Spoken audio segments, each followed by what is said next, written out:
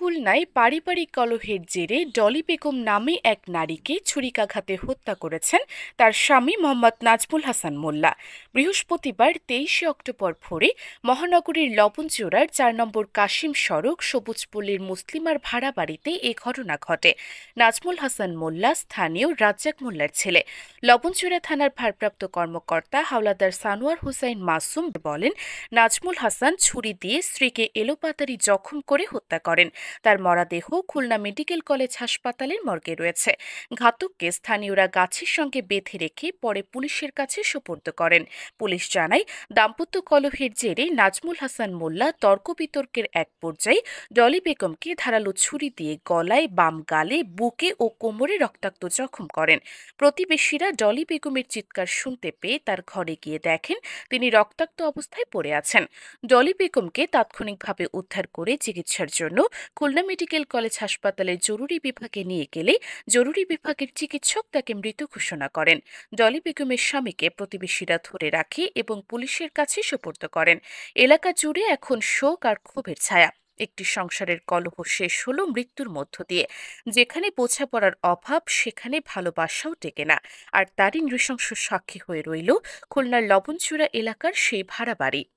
এমনি প্রত্যেকদিন এমনি চিল্লা পাল্লা কত মারে রাত্রিবেলা ঠিক মতো ঘুমাতেও দিতে না। আবল তাবল কথাবার্তার কত খুঁজাতো, এই কত বিরক্ত করতো। সে মহিলাটা সারাদিন কাজ করে আসতো, আজ একটু রেস্ট নেবে তাও নিতে পারতো না, প্রত্যেকটা দিন ডিস্টার্ব করতো। আমার সকালবেলায় সংবাদ দেয় যে এখানে এই যে সবুজ পল্লীতে মোহাম্মদ হাসান তার স্ত্রীকে কুপিয়ে হত্যা করছে। সেই সংবাদ পেয়ে আমি লাশ দেখার জন্য হাসপাতালে লাশ দেখে আসছি এবং দেখি ও আছে। আমি হেফাজতে নিয়ে থানার উদ্দেশ্যে রওনা হচ্ছি। আমরা তো সবাই ঘুমের মধ্যে ছিলাম, সকালবেলা উঠে শুনছি যে চিল্লাপাল্লা অনুযায়ী এখন আমরা আসছি, উনি নাকি ওই পিছনের থেকে পলাই গেলে লোকজন ওনারা ধাওয়া করছে, ওনারে পায় নাই। তারপরে এখান থেকে ওনারে বাইর করে নেওয়া হয়েছে, সবাই মিলে বাইর করে নিয়ে পরে ওনারে নিয়ে হসপিটালে গেছে।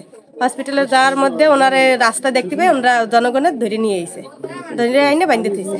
আর তারে নিয়ে 250 বেড়ে গেছে, সে নাকি মৃত্যু হয়ে গেছে। ঝগড়া সংসার আদিতে তো একটু ঝগড়া গ্যাঞ্জাম বাঁচবে, কেউ তো আর বলতে পারবে না যেন গ্যাঞ্জাম নাই। সংসার বলতেই ঝগড়া গ্যাঞ্জাম আছে।